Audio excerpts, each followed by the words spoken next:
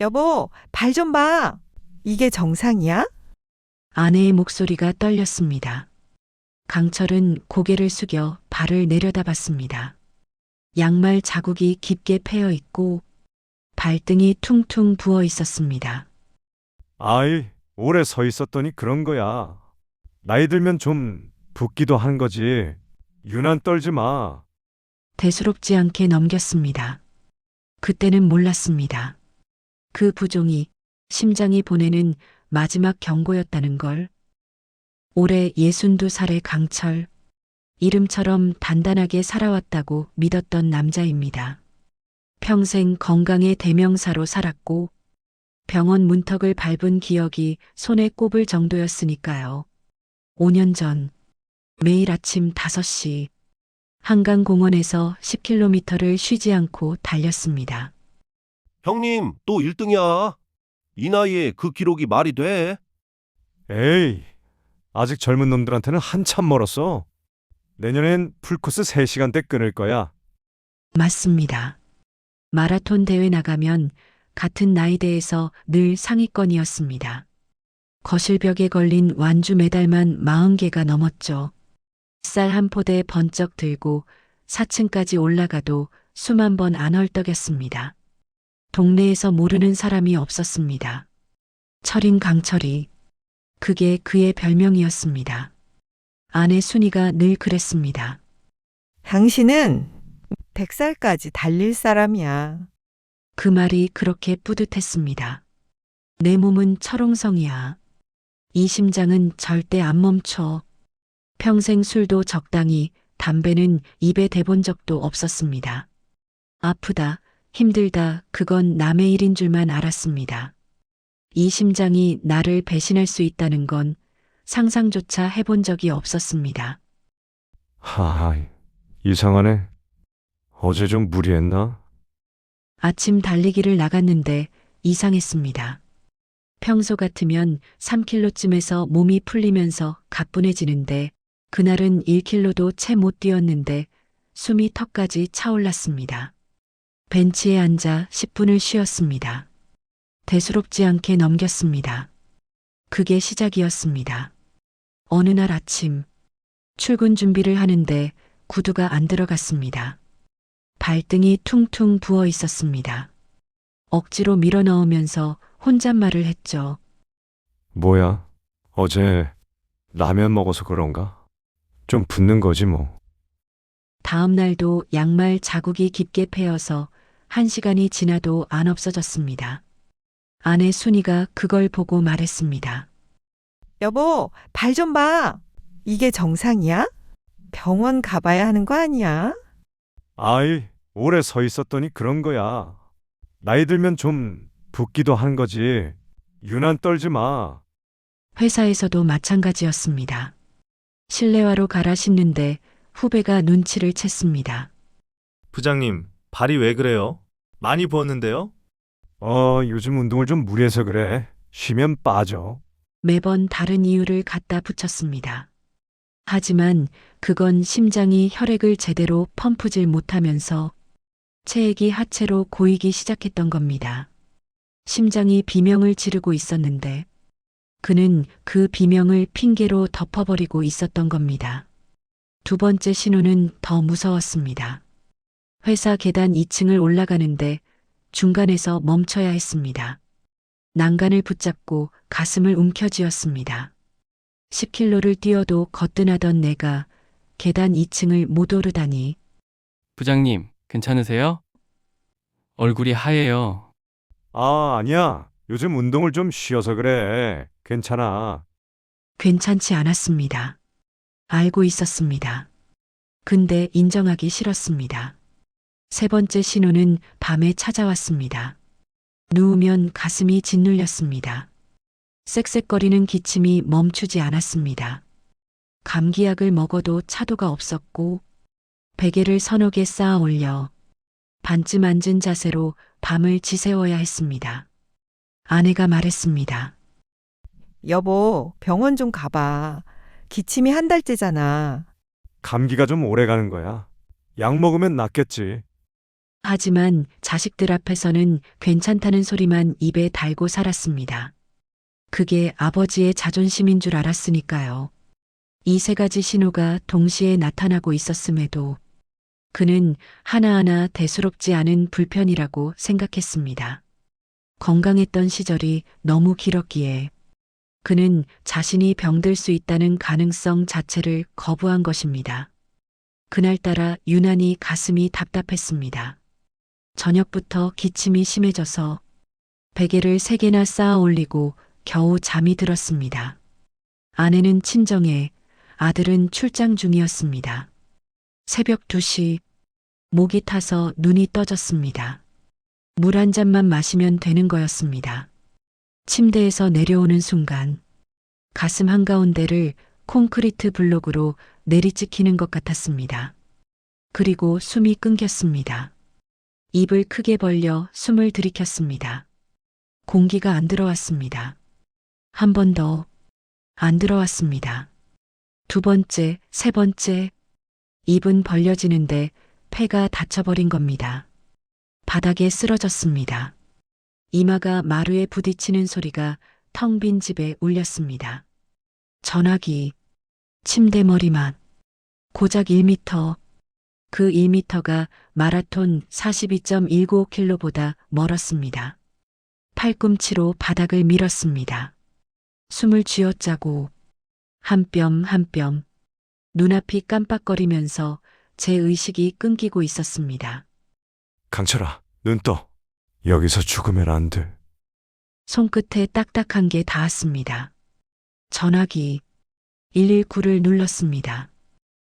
숨을 못 쉬겠어요. 주소 말씀해 주세요. 어르신, 주소를 말할 숨이 없었습니다. 전화기를 쥔 채 바닥에 엎드렸습니다. 제발 찾아와라. 제발. 사이렌 소리가 들려왔을 때 눈물이 났습니다. 소리 없는 울음. 평생 한 번도 울지 않았던 남자가 거실 바닥에서 소리도 못 내고 울었습니다. 산소 마스크가 씌워지는 순간 공기가 들어왔습니다. 숨 쉬는 게 이렇게 감사한 일인 줄 처음 알았습니다. 천장을 바라보며 생각했습니다. 내가 얼마나 오만했는지, 이 심장이 영원히 뛸 줄 알았던 내가 얼마나 바보였는지. 며칠간 검사가 이어고 마침내 의사 앞에 앉았습니다. 모니터에 뜬 건 풍선처럼 부풀어 그의 심장이었습니다. 심부전입니다. 심장 기능이 정상의 절반 이하로 떨어졌습니다. 지금 상태로 관리 안 하시면 5년 생존율이 50% 이하입니다. 5년이요? 그게 고치면 되는 거 아닌가요? 완치는 안 됩니다. 관리하면 늘릴 수 있습니다. 평생 약 드시고 관리하셔야 합니다. 평생. 그 단어가 머리를 때렸습니다. 사형은 끝이라도 있지만 이건 끝이 없는 겁니다. 병실로 돌아왔습니다. 아내가 손을 잡았습니다. 뿌리쳤습니다. 아들이 달려왔습니다. 눈을 피했습니다. 평생 기둥이었던 사람이 하루아침에 돌봄받는 신세가 됐는데 그 얼굴을 어떻게 봅니까? 밥숟가락도 버거웠습니다. 약을 먹어야 되는 건 아는데 손이 안 갔습니다. 아빠, 약 드세요. 시간이에요. 아빠, 10km 뛰던 사람이 약이나 타먹는 환자가 됐는데 사는 게 무슨 의미가 있어? 아들이 한참 말이 없었습니다. 그리고 조용히 말했습니다. 아빠, 나 어렸을 때 아빠 뒤에서 같이 뛰려고 했거든요. 근데 아빠가 너무 빨라서 한 번도 못 따라갔어요. 지금은 내가 옆에서 같이 갈 수 있잖아요. 천천히 가요, 아빠. 소리 없이 눈물이 쏟아졌습니다. 평생 한 번도 안 울던 남자가 아들 앞에서 주먹으로 눈을 틀어막았습니다. 그날 밤 생각했습니다. 강철아, 넌 마라톤에서 포기 안 한 사람 아니냐? 다음 날 아침 스스로 약을 집어들었습니다. 한 번만 더 해보자. 퇴원 날 의사가 종이 한 장을 건넸습니다. 여기 적힌 대로만 하세요. 약 복용 시간, 체중 기록, 염분 제한, 수분 제한. 이 네 가지가 어르신의 생명줄입니다. 이걸 평생 해야 한다고요? 네. 하루라도 빠지면 안 됩니다. 심장은 두 번째 기회를 잘 안 줍니다. 종이를 받아든 손이 떨렸습니다. 거기엔 빼곡하게 적힌 규칙들이 있었습니다. 집에 돌아온 첫날, 아내가 미역국을 끓여놨습니다. 여보, 퇴원 축하한다고 미역국 끓였어. 이거 못 먹어. 왜? 좋아하잖아. 나트륨. 국물 한 그릇이면 하루치 다 차. 아내 얼굴이 굳었습니다. 미안했습니다. 하지만 그 국물 한 그릇이 새벽 2시 거실 바닥으로 다시 데려갈 수 있다는 걸 알고 나니 손이 안 갔습니다. 첫 주는 지옥이었습니다. 갈증이 나는데 물을 마음껏 못 마시니 입이 바짝바짝 말랐습니다. 냉장고 앞에 서서 물병을 바라보다가 그냥 돌아서는 날이 반복됐습니다. 밥도 모래를 씹는 것 같았습니다. 평생 짜게 먹던 입맛에 무염식은 고문이었습니다. 이렇게까지 해? 이게 사는 건가? 진짜로 포기하고 싶었습니다. 하지만 아침에 재는 체중계에 줄어든 숫자가 말해줬습니다. 조금씩 나아지고 있다고, 심장이 덜 힘들어한다고, 그 숫자 하나가 버티는 이유가 됐습니다. 둘째 주부터 걷기 시작했습니다. 의사가 허락한 건 하루 15분. 집 앞 공원 벤치까지. 처음 나간 날 현관문을 열고 바깥 공기를 마셨습니다. 차갑고 깨끗했습니다. 폐 안으로 공기가 스며드는 게 느껴졌습니다. 그것만으로 눈시울이 뜨거워졌습니다. 벤치까지 200m. 예전 같으면 워밍업도 안 되는 거리이지만 중간에 3번을 멈춰 숨을 골랐습니다. 이게 자신의 몸이라는 게 믿기지 않았습니다. 한 달이 지났을 무렵 벤치까지 한 번도 안 멈추고 걸었습니다. 2달째 400m 거리에 분수대까지 갔습니다. 3달째 밤에 누워서 잘 수 있게 됐습니다. 3달 동안 베개를 쌓아 올리고 앉아서 자던 밤이 끝난 겁니다. 4달째 아내가 울었습니다. 여보, 오늘 코 골았어. 뭐? 그게 왜 올 일이야? 바보야. 코를 골았다는 건 누워서 푹 잤다는 거잖아. 3달 동안 앉아서 자는 당신 옆에서 나도 한숨도 못 잤어. 그 말에 아무 말도 못했습니다. 미안했습니다. 그리고 고마웠습니다. 아들 민수는 매주 주말같이 걷습니다.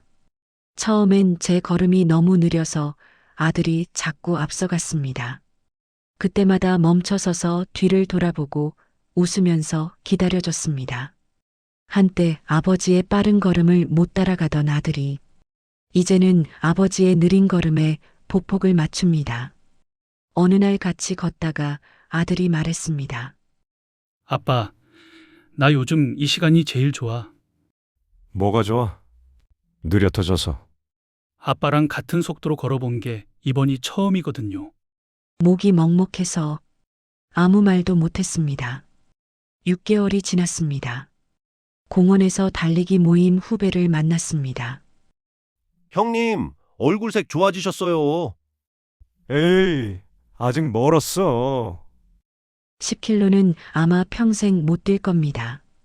하지만 400m를 걷고 약을 챙기고 수첩에 오늘을 기록합니다. 매일 그 수첩이 제 새로운 메달입니다. 여러분, 혹시 지금 이런 거 없으십니까? 발이 자꾸 붓는데 짜게 먹어서라고 넘기고 계십니까? 계단 2층에서 숨이 차는데 나이 탓이라고 하고 계십니까? 밤마다 기침이 나서 앉아서 주무시고 계십니까? 그 3가지가 동시에 오고 있다면 꼭 병원에 가십시오. 심장은 2번째 기회를 잘 안 줍니다.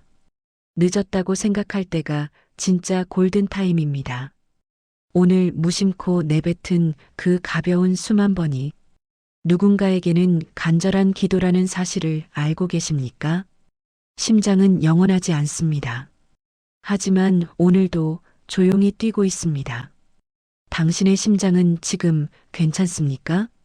앞으로 이어질 다른 이들의 삶의 기록들도 함께 해주시길 바랍니다.